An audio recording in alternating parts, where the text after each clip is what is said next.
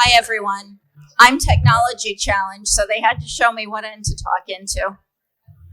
My name is Dorrit Carroll, and I schedule literary events for the Arts Club of Washington. If you've never been here, we are so glad to welcome you. As an arts club, we've existed since 1916. The building you're in is 200 years old and hosted Monroe's second inaugural.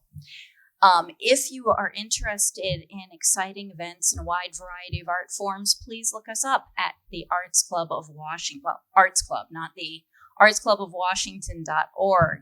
Next week on November 6th and 7th, Dana Tysoon Burgess will be presenting some of his new work as a choreographer in the piece Leaving Busan. And on November 10th, for people who are excited about reading, I'm chair of the Marfield Prize. The Marfield Tea is November 10th. We invite the community to come take a free book and review it. We'll give you a form to do that.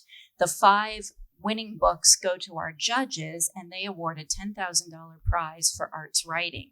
So it's a great opportunity to get a book in your hands for free and to participate in encouraging people to write for the arts. Tonight, I'm delighted to welcome Nicole Chung, Jimin Han, and Leeya Mehta of the Cheuse Center. We've been partnering with them for several events, and we're delighted with their work. And I'm going to hand it off to Leeya now. Thank you so much. Welcome, everyone. It's a warm night in Washington. Is that a sign of good things to come? Yes. I hope so. Thank you so much for joining us.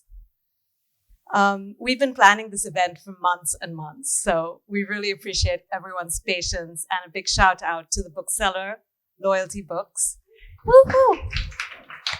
Make sure you get a book if you haven't already, and you can have it signed at the end.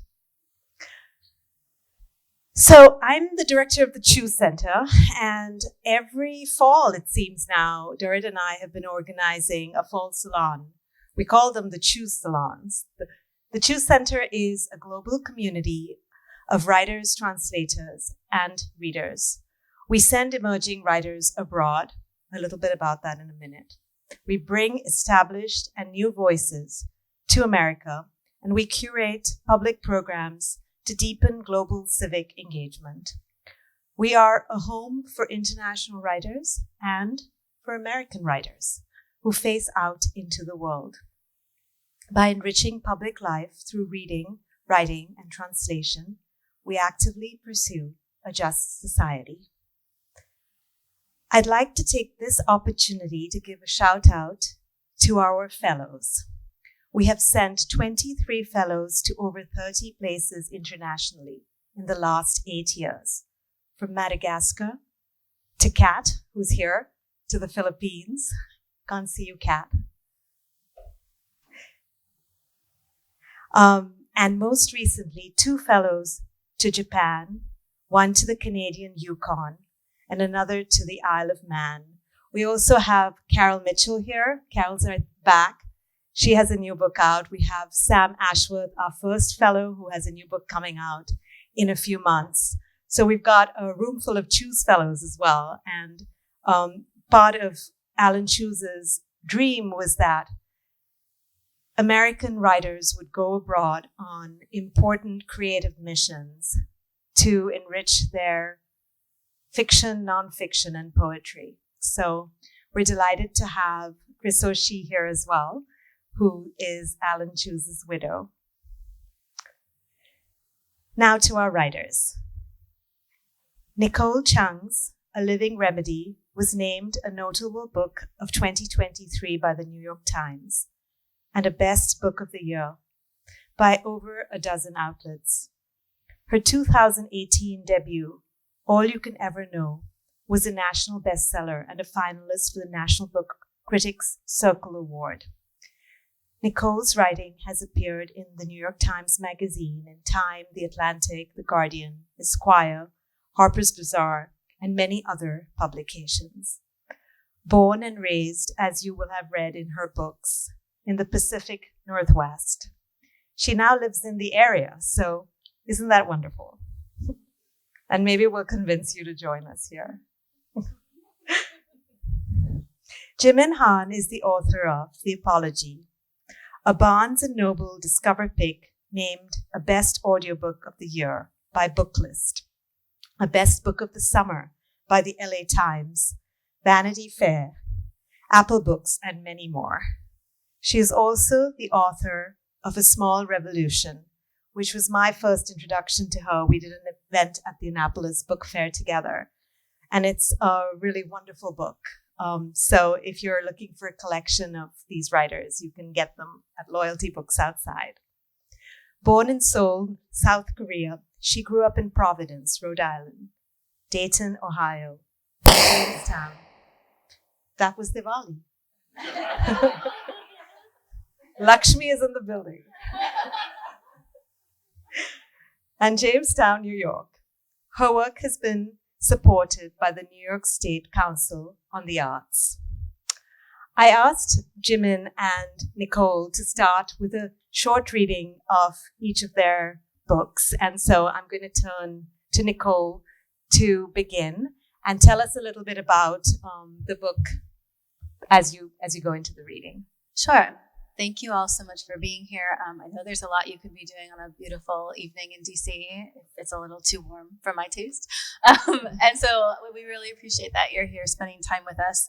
I never developed a good elevator, short pitch for this book, so I will try not to ramble. But A Living Remedy is, in some ways, it's very much like a grief story. I write about losing both my adoptive parents in a short time frame.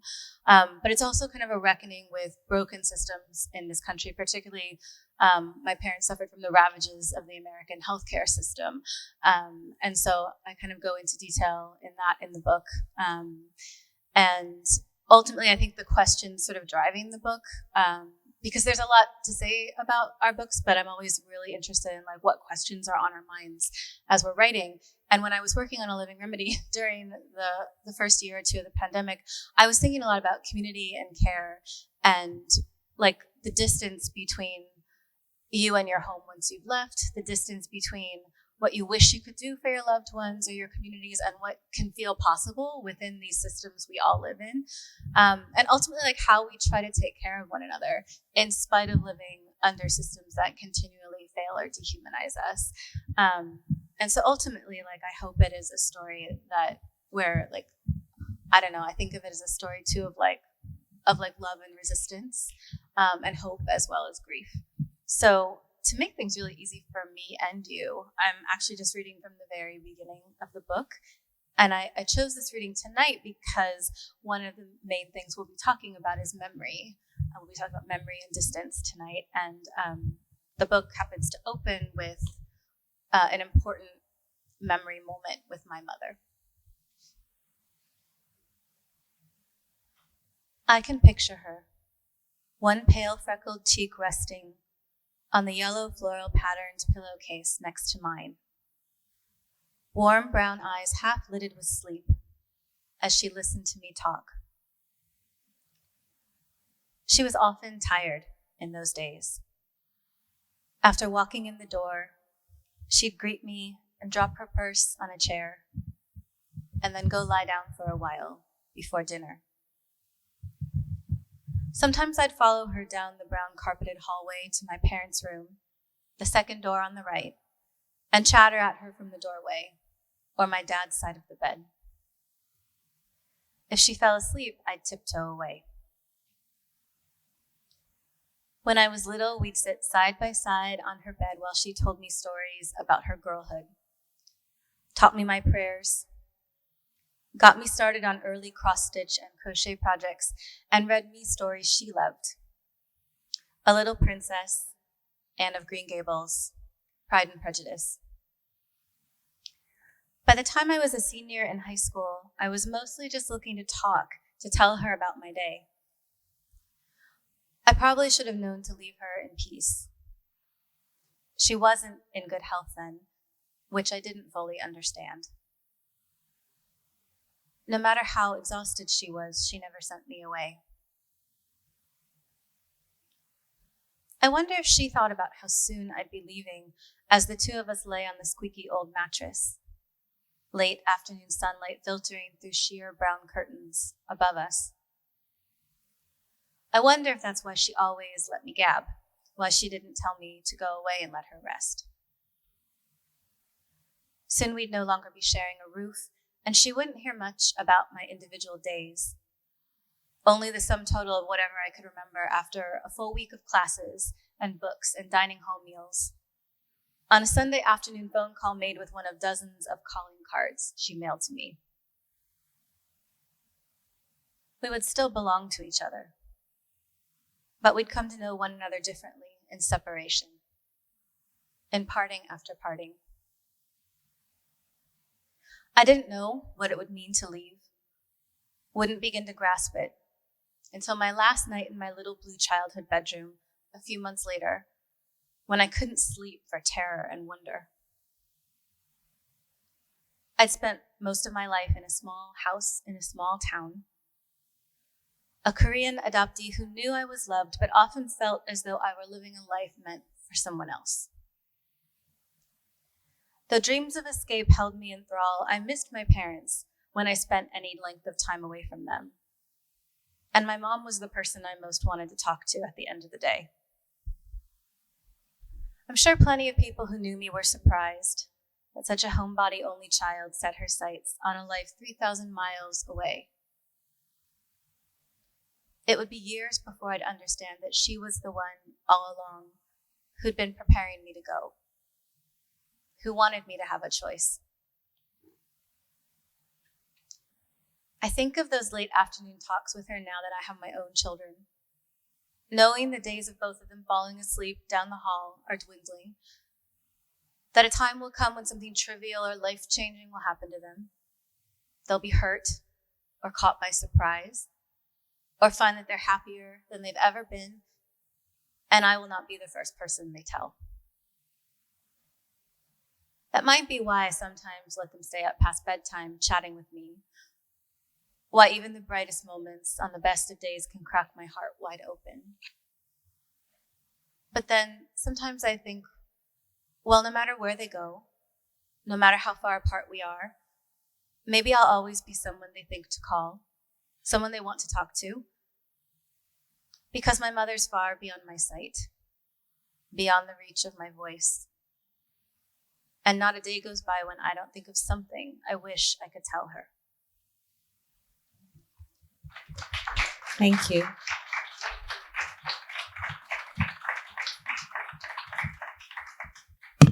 Thank you so much, Nicole. I am such a fan of Nicole's work. Stop. No, I am your fan. That's why, you know what the best thing about being a writer, and Jung Yoon is here too, which some of you know is an amazing novelist, is that you get to meet and talk with them and listen this close to such beautiful, beautiful words. And thank you to Leeya, because that is one of the best things that came out of the publication of the first book too, is meeting you and all the other wonderful people. It made me turn around and want to write another book. That is one of the things that you take with you. And we didn't actually, let me thank the Cheuse Center and also Loyalty Books and all of you here for coming. And I have family. My husband will never leave New York, but I will come down and always see family here in Northern Virginia, where my mother and father moved. I guess they lived here for, I don't know, my aunt will tell me maybe 10, 15 years before my mom died. So we have that also in common. And I try in my teaching to always reference Nicole's book. So we have a lot of similarities. I was going to read, I usually read from the beginning of The Apology, my book, but because we were going to talk about memory, and I didn't know that Leeya actually has some very pointed questions. We're all in for a treat here. So I don't know if this is it. And you even told us, like, there's a section that you're going to reference. So I also chose, what a coincidence, a section that's about a mother, right? And I never read from this section, but I thought it was appropriate. Yeah. So this is Hak Jung-ah in Korean, you say the surname before the first name. So Han Kang is actually somewhere related to me because she's a Han, the Nobel winner. So she is one of 4 sisters, and she's 105 years old in this book. And when you're 105, where else can you go, right? But into this other place, which I have as the afterlife. But is it the afterlife? You will kind of decide. So she's got this task in her life. There's been this problem, and it's taken her 105 years to try to save her family. So the section that I'm going to read is... and will she save her family? Will she? Right. You have to buy the book to find out. Hey, we won't give it away. But when I was writing this book, I was very much thinking about my mother, who died in 2016. And this was not the book that I was planning to write. I was trying to write a different book. But like all of us in that time of uncertainty, I ended up writing what was comforting to me, which was to go into memory and to think about my mother and think about how she shored me up in those times. Okay, let me just read. Okay. Jung-ah has been hit by a bus in Chicago, and she wakes in this place that looks like her childhood home. She sees her sister, and she sees her mother.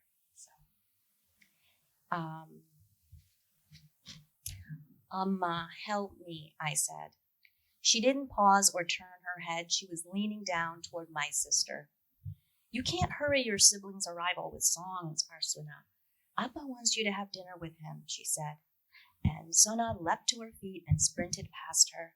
How rare the privilege of eating with our father. I went with them toward the house to see for myself, grateful that my old woman's body didn't fail me. Amma, I'm coming, I said as I followed. I need your help. But neither of them glanced back. Sana had scrambled up and into our old family house with its sliding rice paper doors, its tiled curved roof. I knew the smooth wooden, narrow porch that skirted the entire building, how her feet abandoned her shoes before she stepped up to that same porch, and then inside. Before she took off her own shoes, my mother looked over her shoulder in my direction, and my heart stopped. Here was the moment she would recognize me and wrap me in an embrace. How long it's been, she'd say, I've missed you. Instead, she remained calm, and I knew she couldn't see me. Her eyes swept over the yard, and then she turned and went in, but she made an uncharacteristic mistake. Sana had slid the door open, of course, and left a gap for Amma, but Amma didn't close the door all the way after she disappeared inside. She left a space, and I knew it was for me. She must have sensed me here, and it felt like grace. I'm coming, Amma, I called. I had to bend to get my sneakers off, and it wasn't easy. Why had I agreed to wear these new bothersome things? Better grip so you don't slip, the advertisements had said. Well, all the laces. They didn't tell you about that. My mother had placed her upturned rubber shoes neatly next to Sana's small ones, and a few others that I didn't stop to study. Maybe we had guests. It took me 2 tries to get up onto the porch, but then I felt the uneven texture of the well-worn pine through my white socks. I used to sit on the edge and dangle my feet, my legs too short to reach the ground. I remembered swinging them, slicing through the air. No worry in the world. Time, just time to cut up like that. Can I just stop there? We're going to get to the questions. Sure, yeah. And we'll be happy to take audience questions after as well. So one of the things that I noticed in both of the books was this particular interest in, I don't know if it was unconscious or conscious, in delivering memories through color and senses in a way that I found to be very anchoring for me, because somehow the blue bedroom that you talk about, and you have a lot about the persimmon color and persimmons, and of course it's on the cover of the book, and how much of what we think of as memory is rooted in that particular. And I wondered if you wanted to talk a little bit about, right at the very beginning, you talk about the sheets that you're sleeping in, Nicole, and then you talk about how you associate color with your, with the character associates color with her sister who is lost. And maybe you can tell us a little bit about that loss, and because it opens the book. We know that Junga and Siona are separated. One is in North Korea and one is in South Korea. And then you talk about distance when you leave to go to college and have this next life, and the way that your mother sends you off, and the emotions are very different. The response. I mean, one is fiction, one is nonfiction, but there is this sense of how people let each other go or don't let each other go as well. So, if you wanted to talk a little bit about how that's anchored in actual things and in actual senses. Do you want to start, Jimin? So I thought about reading that section when she first wakes in the afterlife and sees this trail of persimmons, right? I really love the way that objects are handled in Nicole's book. And that's a great way to think about them. I think that the sense of taste is one that lingers throughout time. And so for us as we age, they say that that's the last sense to go, which makes sense because we've got to eat to nourish ourselves. And so I was thinking a lot about that, and it has to do with, even my memory. I came from Korea when I was 4 years old. And when I think about all the things that my mother told me, a lot of it is centered around food and all of ways in which she would talk about what persimmons meant to her when she was growing up. Like, it was just a big part of what I think immediately of when she used to call me and say, "I'm eating this delicious fish and I'm thinking of you," before she died, because, right? So I think it's very visceral. It's very primal in some kind of way. And it also helps. It's something that allows our readers to connect with us too in that way when we talk about scenes and bringing them into the world of the book, into those memories, right? I think when you're writing about strong emotion and or calling up memories, which I know we both did while writing, because you were so, your mother was so much on your mind with this book, even though it's obviously fiction. And with my book being memoir, I was trying to call up real memories and then somehow translate them on a page in a way that it feels real and makes sense to somebody else. And what I find most helpful in doing that and settling into a really deep memory, especially if it's kind of a hard memory, before I even get words, I try to remember feelings. So, and specifically how something felt physically, or settled physically in my body, getting the news that my father had died, which was, he'd been sick for a while, but his actual death was quite sudden, the way death can be. And just I remember the physical shock to my system. In the same way, with my mother, when I found out she was sick, it was this, I don't know that it's hard to come up with words, but where I start always in writing is remembering how that moment felt in my body and just translating that, right? It's easier and I think more powerful. And Leeya used the word grounding, and I think that's true for the reader, to be able to sort of feel what you feel, instead of being told, I was angry, I was heartbroken, whatever. I mean, I think as writers, we can give you the sense of how something felt. And that's the only way I've actually found to write about deep buried memories, or sometimes about traumatic experiences, is the only way I can make them real in language ultimately is trying to remember those feelings and put that down.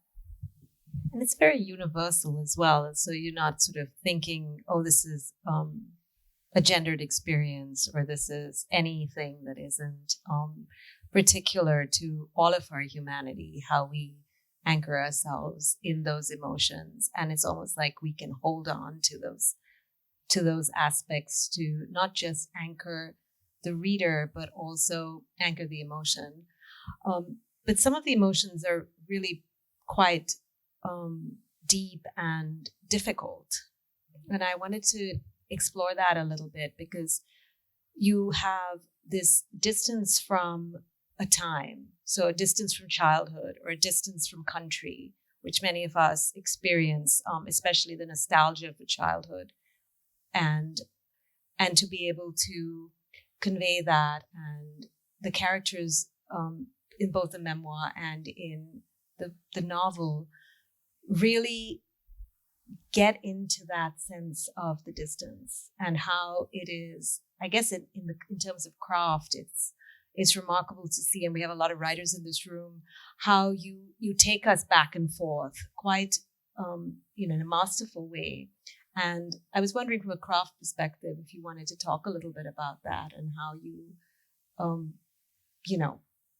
frame the scenes one after the other. Do they usually move them around? How do you create that sense of closeness and nostalgia and yet show time so masterfully?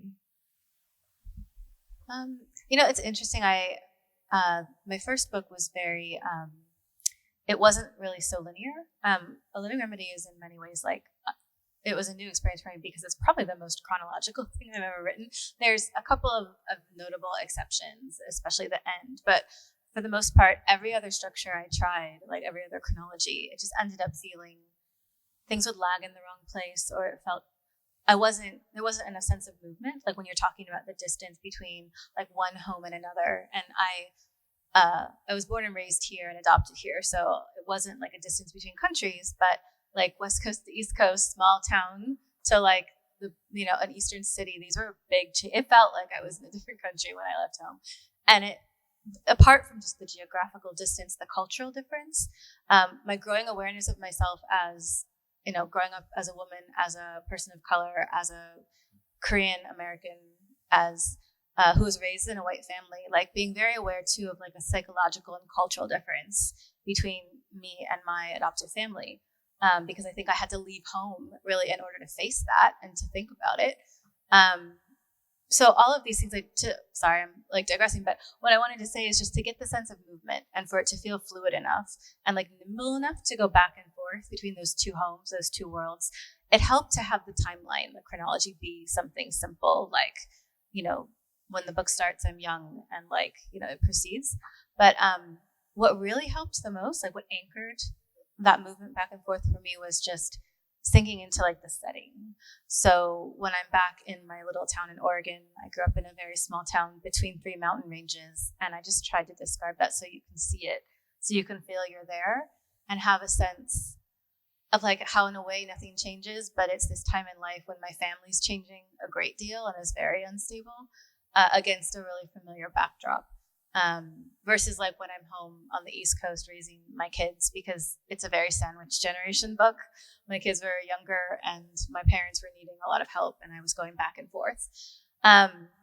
When I'm home with my family where things are calmer, it feels more domestic and comforting. And that was a deliberate choice because it was like my still stable point in a very chaotic time.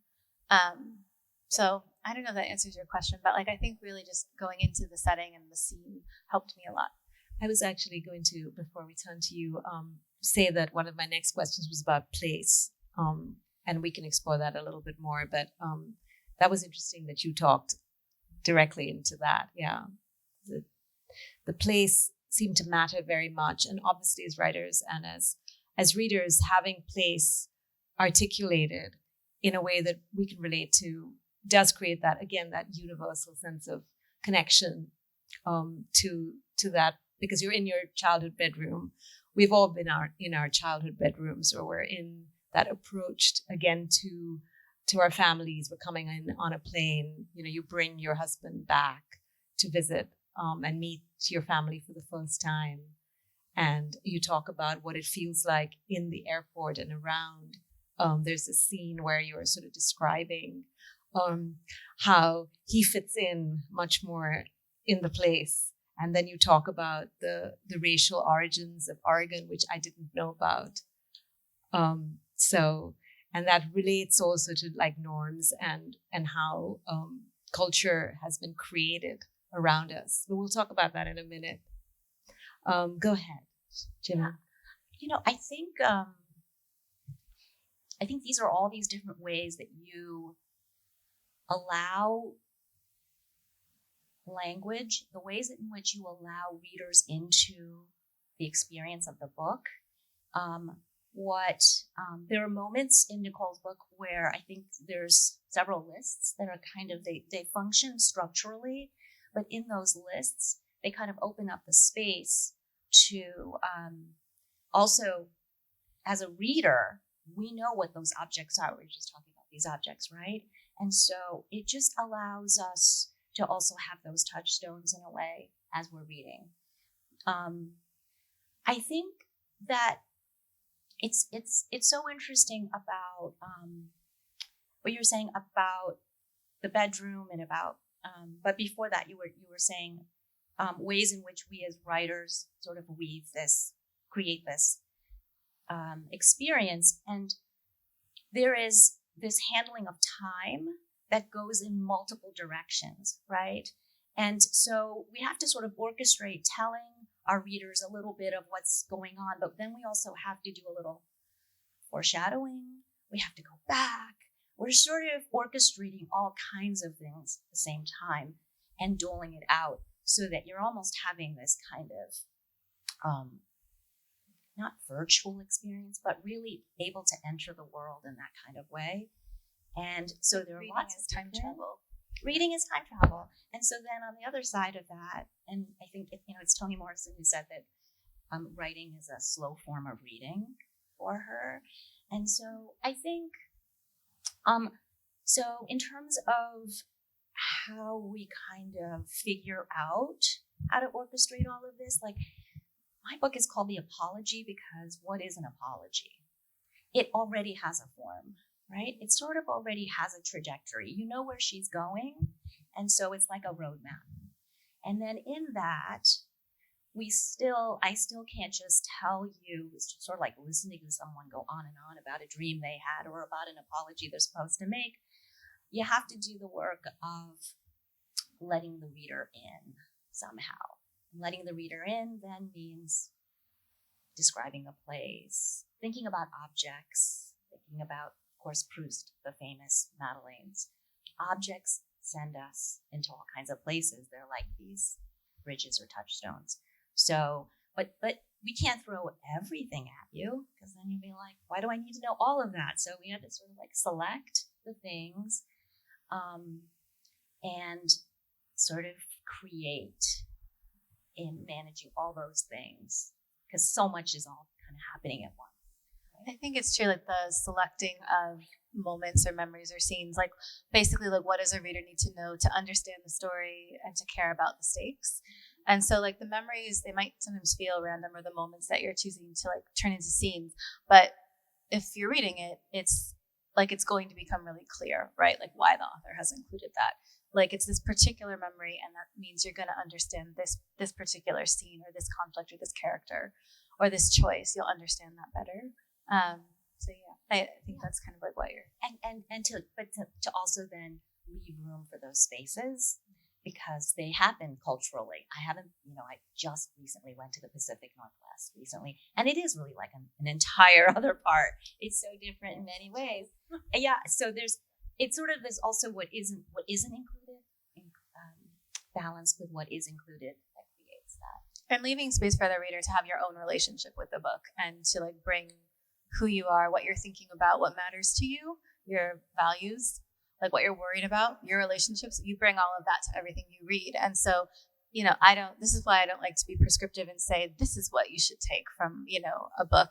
Like we're writing with a very particular perspective and sometimes with a clear goal, but also like the relationship between a reader and a book it's yours alone and it's sacred. So setting the table, but leaving enough space for the reader to have room to play and to be curious and to end with their own conclusions, I think is really important.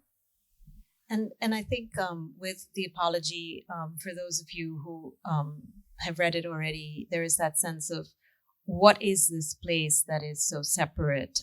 This place where Seona goes, which is North Korea, and it can almost not be imagined, and you are leaving the reader to imagine it. And that I wondered if you wanted to talk a little bit about that Korea, that sort of the separation, the North and the South. In your earlier book, you also took us there. And that was interesting because it's almost like the books are very different, but the first novel is set in the U.S. and then we go to Korea. And this novel begins in Chicago, but it sort of takes us back to Korea, and much of the emotional part of the novel lies in Korea. And then as you have constructed, it's a very complex and skillfully constructed plot. You bring us that emotion into like America, back into America. The sense of the family seeking each other and trying to work out their secrets, and the apology. So I wondered if you wanted to talk a little bit about that place, because I haven't been to Korea, and I haven't, and I was just wondering, even also like as a South Korean looking upon North Korea, it doesn't have to be political. I just mean from the perspective of you as a writer and how you're bringing that in and what that means. I think it has to do with, right, there's multiple layers of loss and unknowing. So Korea is now going on so many years, 70 years, right? 70 years of being sort of completely being separated from each other. The people, the language that's been developed, the ways in which they talk about themselves and others is completely different. And now this bridge has just been blown up, so there's even less chance of this kind of unification, and even an ability for people to find out what happened to family that they've been separated from. And my Korean family's experience is very particular to my parents, and they suffered that kind of separation in their families. And it was always sort of in the backdrop. It was always talked about. I always sensed it as a loss. And so this book really started with Jung-ah, the main character, missing her sister and just wondering what happened to her, and really having no way of knowing. And it's from that sorrow that kind of the rest of the book emerged. Oh, That sorry. would be... Is that internal or external? So there's some ghostly things in my book. Also, it's just, yes. So it's good to have emphasis. Keeping us on our toes. Sorry about that. No, so I've just, it's interesting to me, just that it sort of underscores for me a lot of what, if you don't know what happened to somebody, what does that mean? That's, to me, in so many ways worse than knowing they're no longer with us. So, yeah. And in that sense, there is this sort of, I mean, for me, the sort of the haunting of your book, Nicole, was this, that piece of it, the family, that the origin family, the biological family that you mention and talk about. I don't want to give it away, but there is that sense. I often think about my own experience of the parts of my family that I couldn't really understand or experience, and that sense of not knowing, which is the loss. It is a very particular kind of loss, the grief. You talk about grief so poignantly and beautifully, but yeah.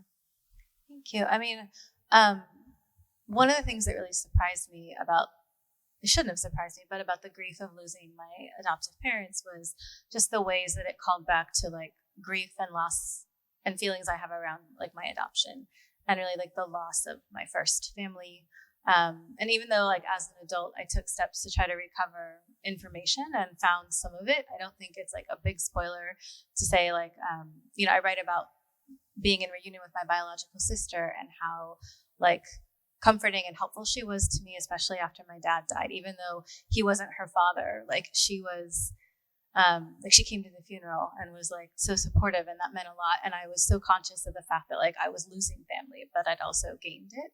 And at the same time, one of the things I've tried to write about when I write about adoption and search and reunion is just the complications of it, and the fact that to some degree there's never any recovering, like, the entirety of what you don't know or what you may have lost. And I write a little bit in A Living Remedy how, like, despite being connected with members of my birth family, there's still so much I don't know and will never know. I sort of jokingly call myself the family ghost because most of my Korean family has no idea I exist still. And, like, that's a very specific kind of, honestly, like, pain. And I think it also speaks to the pain that still exists within that birth family, that, like, I must still be kept a secret, even after everything. And so there's still a lot that is unresolved and that you don't know. And like, writing into some of those spaces, I think, was something I wanted to do because, I mean, there are many types of loss. And it was one that I just wanted to acknowledge, partly because I have not read a lot about loss and grief and adoption, even though more and more people, I think, are starting to be aware of it. So, yeah. I think it's connected to your book in a way as well, if you want to talk about as much as you want to say about that without giving away the plot, in a sense. And I thought you were going to say, because absolutely the haunting of the birth family, I thought you were also going to say there was the haunting that I sensed in The Living Remedy was also this medical system, right? That the system had failed in all the ways in which your father's life could have been different if it had not. And going back to his mother and the way that you trace that there was this kind of inheritance. Yeah. That, and just what could have been. That's what, with the apology, it's all like what could have been. And I was, as I was listening to you, I was thinking too, in answer to your question about North Korea, in some ways, I mean, my parents losing part of this, I'm not knowing what happened to their family. My father doesn't separate from his mother and his sister. I feel like coming here when I was 4 years old, there was a loss. I lost my grandmother, who was my primary caregiver. My mother was working and I didn't know her that well. And all of a sudden I was with her here and we were in a new country. I apparently spoke Korean fluently. My nickname was Chamse, which means songbird. And I can't speak Korean anymore now, but my husband says I speak in Korean in my sleep. Oh, that's interesting. So it's stuff about, like, things that are buried and things in which, and just, with metaphor, objects, this is what we're talking about, right? And ways in which we work these things out in our writing. I mean, I think too what both the books deal with is this idea, you're getting at it, but, like, inherited trauma as well, and, like, what it is to be the children of people who've gone through, like, this primary loss, and, like, be the person asking the questions or trying to tell the stories or carry the stories that you can't fully know, partly because people don't always talk about it, or, like, they can't talk about it. I don't know if that's, like, why we became writers in part, but, like, there's something to that. And I also think the lack of knowledge sometimes can really, I mean, I don't want to say it's a good thing, but it makes you curious, and curiosity is a writer's greatest asset, really. I think to some degree, like, I always say this, I think adoptees are great storytellers because we carry with us, like, all these possibilities, all the, like, what could have been, like, why was it this way? Why wasn't it different? What would have happened if someone else had raised me? Like, just, I don't know, like, it's always made me very curious, and it's something else that, like, writing is a great, not cure for, but it's a way to, like, get at those questions, especially if things aren't talked about, within your family. And I was also thinking about how societies create and design memory in different ways to separate each other so that then they become almost inaccessible to certain parts of their past. And when you talk about, there's this really interesting thing about, you call Oregon whiteness by design, and this sense that there was this place that was created specifically to be separate And I didn't know that. But also, again, the Korea is separate by design. And there is this sense that then the individual has to give up that part of their history. And then as they access it, they don't even realize the design that they're part of. And in some ways, I was wondering about the way we keep secrets, or we bring up children in your book without them knowing who their families are. And we have the adoptions, which are, complex thing, obviously, that I don't want to really speak to, but the fact that, again, you're designing a new life. And there is this almost reconstruction of memory. What you take on as your memory. And of course, people would think about it in a colonial sense or a racial sense. But it is so actively present, which surprised me even today. And then with class, it creates that, the healthcare system that you're talking about, that we're sort of dealt this card, that the system is designed this way. And then we have to somehow operate within it and within those norms and ideas. Which makes both the books a bit political, very political, actually. I don't know if you want to think about or speak about that a little bit. I just want to share, last Asian American Heritage Month, I was asked to speak to it was I forget what organization or company it was, but they were like, you can come talk about your books, but please don't say anything really political. And I was like, the books are political. They're not polemics. They're not, but if you've read them, but every bit of writing that we do is political in nature, in some way, because it's informed by who we are and what we've lived through and what forces and systems have shaped us and what we've struggled against. So, but yeah, I think it's interesting. I hadn't thought I would talk as much about adoption today, but what you're saying is absolutely true. There is a colonial aspect, right? There's a definite racial aspect, and the word you use, Leeya, design, I wouldn't have thought to use that, but it is very much like a constructed identity in a way. If you're adopted in this country, as I was, your original birth certificate is literally stricken. They give you a new one with your adoptive parents listed as the biological parents, as the birth parents. And in many states, adoptees can't access their original birth certificates. So you're denied this. It's the way the knowledge too, essential knowledge, is gate kept as well from the people who are most affected. Anyway, it was just something that you said just made me want to point that out, because I think it's very much a constructed identity. And in many ways, a lot of my life and work and writing has been, trying to find some other way, some truer way to define my life and my experience, because for so long others did it for me. Right. And in the very act of writing, as we all know, isn't it so weird what we're living through this time of, we're seeing how memory is made. We're seeing how history is recorded. I don't think I knew so much about the flu epidemic back in 1905 or 7 or whatever that was. This was, and quite frankly, this new rewriting of the recent, the ongoing pandemic, but in the lockdown in recent years also. Do we not remember how it was?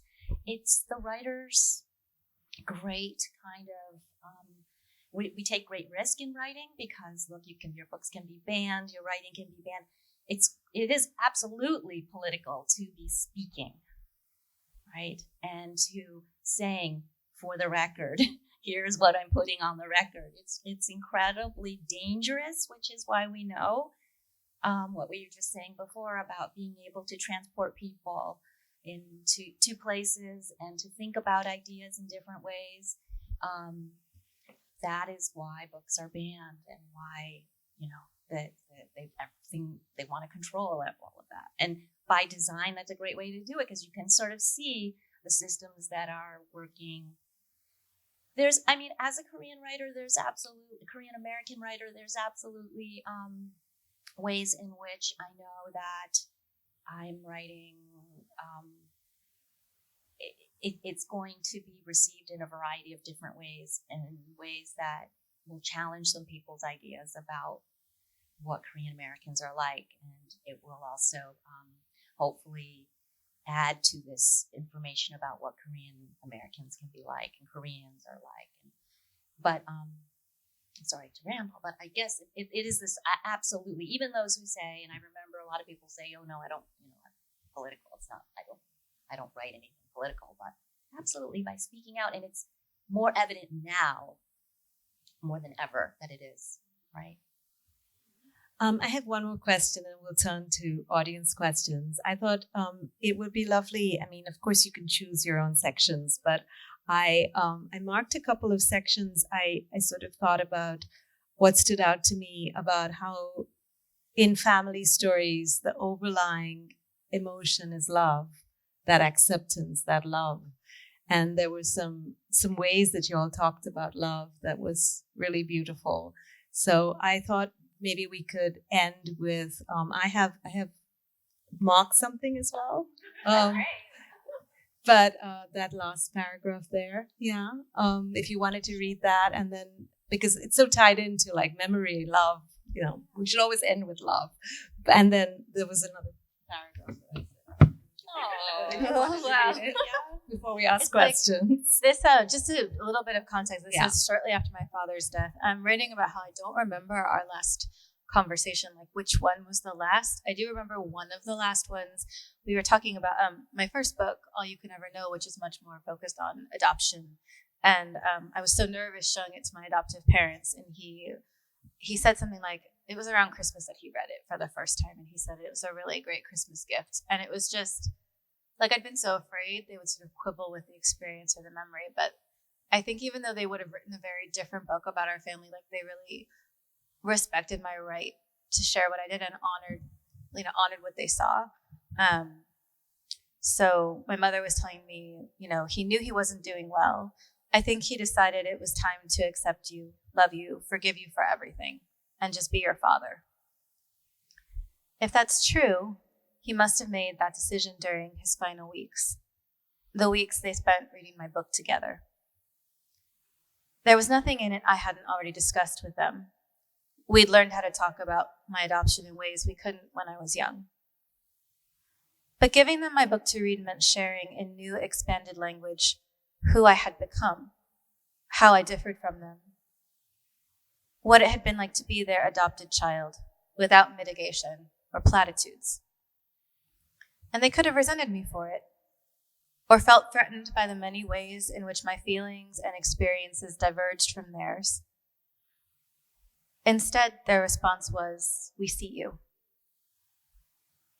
While I still wish I could recall the last thing my father said to me, I find some solace in allowing his appreciation for that story I labored over, one in which I tried to explore and honor both the truth of my adoption and their love for me, to stand in for the final words I don't remember.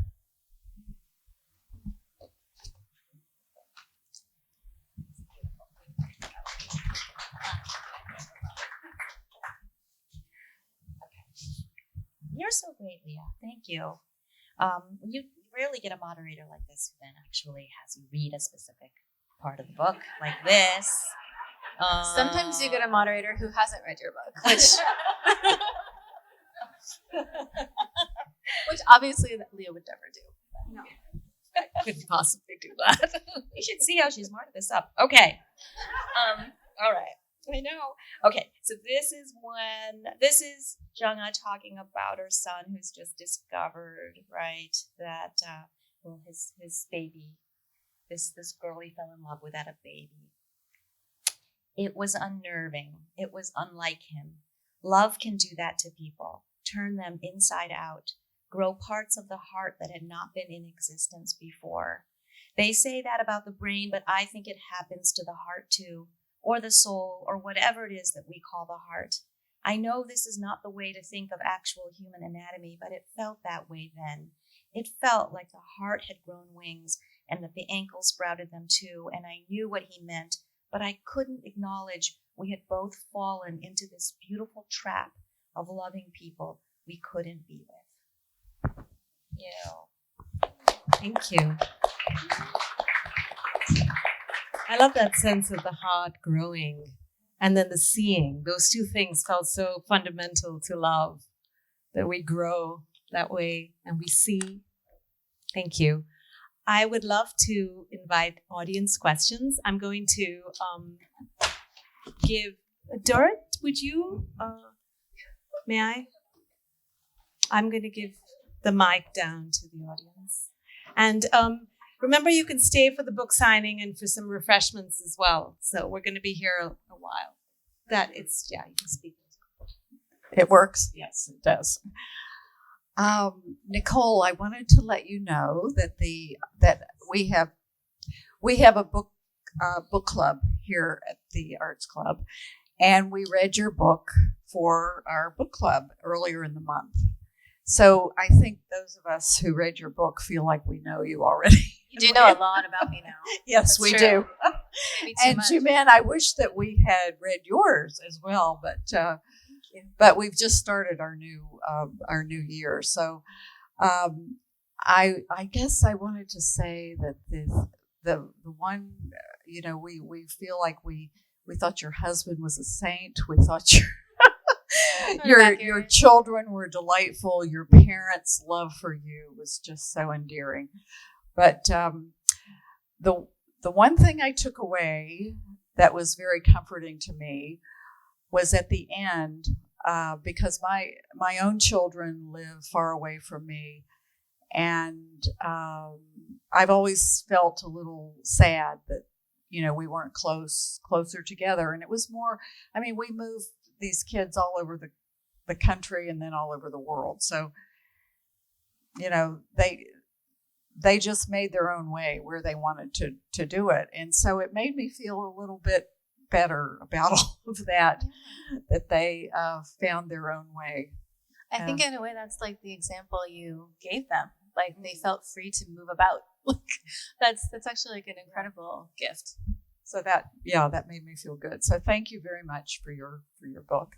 And Jimin, I wanted to ask you a question, but I don't know if you could answer it or not. But because you don't speak Korean and you don't write in Korean, but has your book been translated into Korean? It hasn't, and I do like my aunt. I thought if you had a Korean phrase you needed translating, my aunt is here. But my publisher, Little Brown's parent company is Hachette, and so I hope that internationally, right, there are more Koreans reading than ever now after Hong Kong. So won the prize. So we can always hope. Well, I just wonder what it's like to write a novel in English and then to write it in Korean, and how much, because I think with Asian languages you have a word means this, whereas in America in our English we have a word can mean many different things, right? Or you can have many different words that mean one thing. So as writers, and Nicole can speak to this too, we're not writing. I don't think you recorded conversations. Like we're writing so even I'm writing in English, but I'm imagining this Korean woman thinking these things in Korean. But then I have to do the next step of really sort of interpreting for an English reader. So for example, if you watch K-dramas, you see that boyfriends and girlfriends, they refer to each other by certain words. And if you were to directly translate them, a woman would call a man she's dating oppa, which means big brother. And that's also trendy. It didn't happen back when my aunt was growing up. This is just sort of like, the difference between saying darling and honey and, whatever, bae, right? Or whatever it is. I know there's a new term now. You don't have to laugh at me. I have kids too, but I know that, so I couldn't use words. I was thinking about what she would say, but I couldn't have them referring to each other literally, right? And one thing about this is I know Jung-ah would talk about her older sister and refer to her as Unni, which means older sister, but there's changes in that too, because I know my aunt didn't call my mother her older sister Unni, because if you have a lot of years between you, you don't do it either. So there's also all kinds of, I tried my best, and I actually consulted with a couple of people who were experts, having lived in Korea longer or having traveled back and forth more recently and being one as a historian. So it was nice to kind of get them to back me up and tell me, guide me in that. So if it was translated into Korean, it would then go the other step of having a translator be able to share the story with Korean people. It's a great question. Thank you. Somebody else?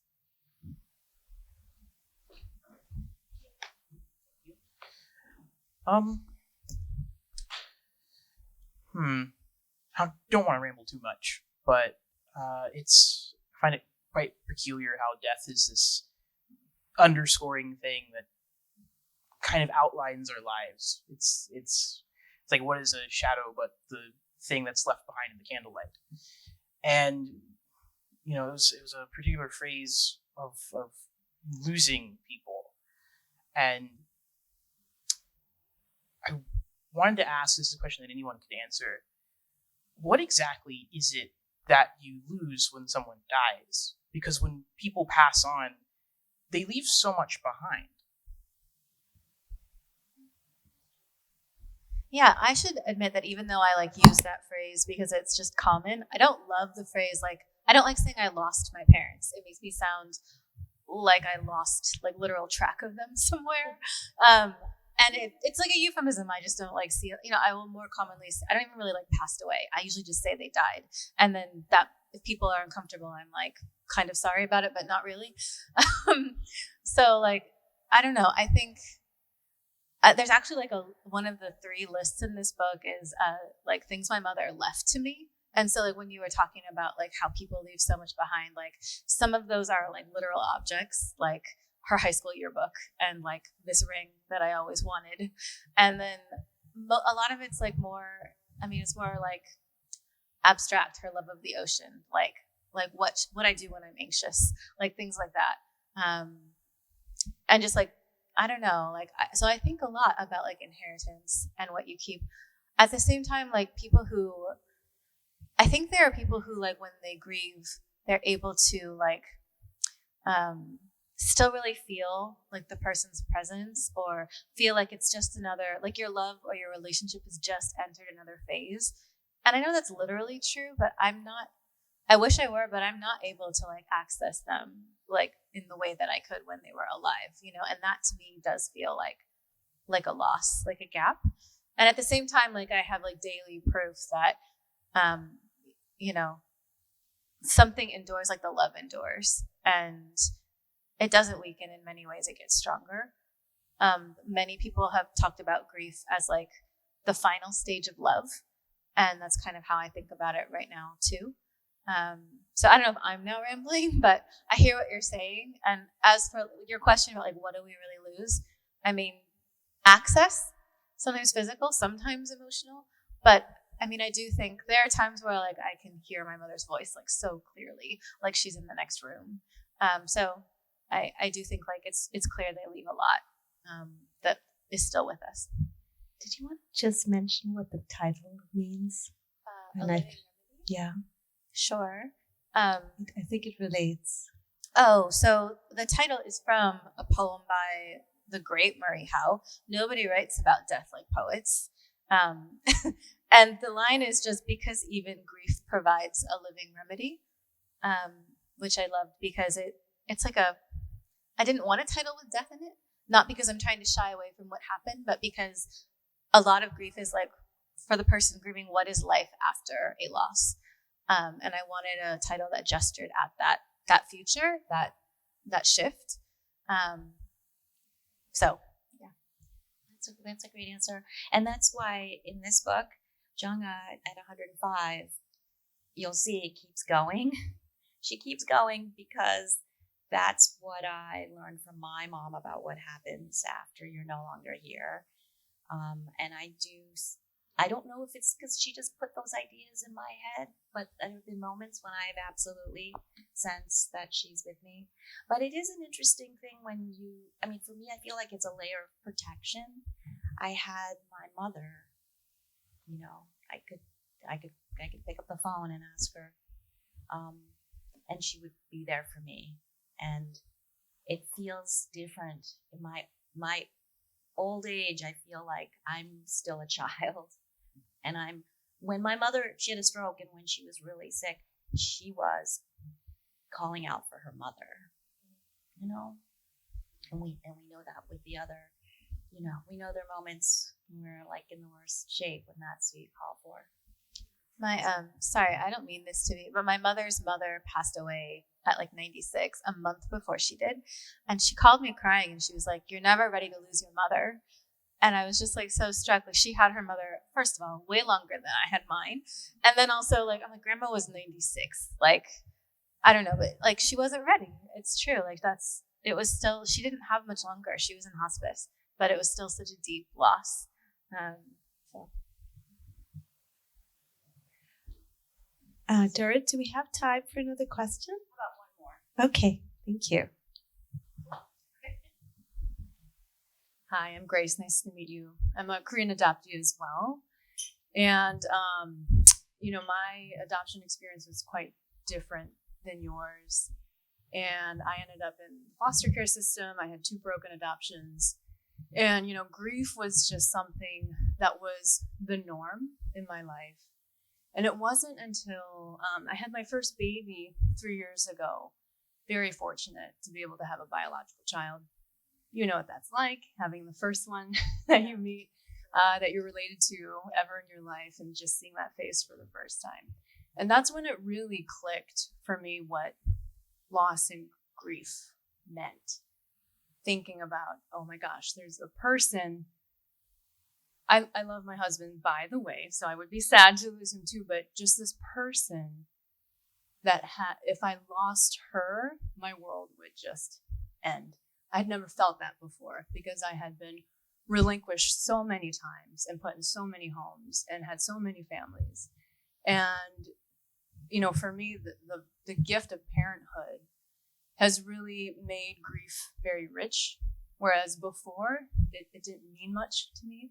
So I'm wondering how parenthood really, if it did similar things for you. I mean, first of all, thank you for sharing a little bit of your story. And I know our stories are really different, but I can definitely relate to parts of it so well. I mean, kids like remake you, I think, in like so many ways. Like, they break you down and rebuild you from the ground up. And so, like, yeah, there is this sense the stakes are higher. You have more to lose. It's not that I don't, to be clear, it's not that I don't care about my own life, but like, the main reason, like, I'm worried about sometimes enduring or like things happening to me is not really for me. It's for my children. Like, who would look out for them? All this. And so it just, I don't know. I don't want to act either as though, of course, people who don't have children or choose not to have children, like, I know they experience like deep grief. I'm not trying to say like it's deeper or richer or more profound because I am a parent, but yeah, there's a sense too. I guess another main thing for me has been like, my kids are old enough that I have had to grieve with them. Like, I've had to like try to explain like deaths and losses to them, and like seen them, like, moments when I really wanted to just be a grieving daughter, but I was a mother too. And so, like, I wrote about this a little bit, just being at my father's funeral and wishing in a way that I could just be a daughter and not also a parent responsible for and worried about, So it's that balance, and feeling like there's so many parts of you that make up your whole identity. And sometimes it can feel like you don't know how to reconcile all the different parts, or like how to be a daughter and a parent and a spouse and whatever. But they make me want to try harder, and they make me want to love better. And yeah, they make, in many ways, they like were very comforting, I think, to have like during those griefs. And it also made the grief layered, because it wasn't just me who'd lost a mother. My children had lost a grandmother. It was, so like seeing that experience, it wasn't just me. So it was like a layered type of grief. Thank you. Thanks for that question. Such great questions. Alfonso, your question was really interesting. Thank you. So, thank you. Thank you, Nicole. Thank you, Jimin. Thank you for coming. Please stay. Let's talk more. I think everyone would like to stretch their legs and spend some time with the authors one-on-one. So Thank you. Let's Thank go you all. to the Thank you very much. next room. Thank you. Thanks for being a wonderful audience.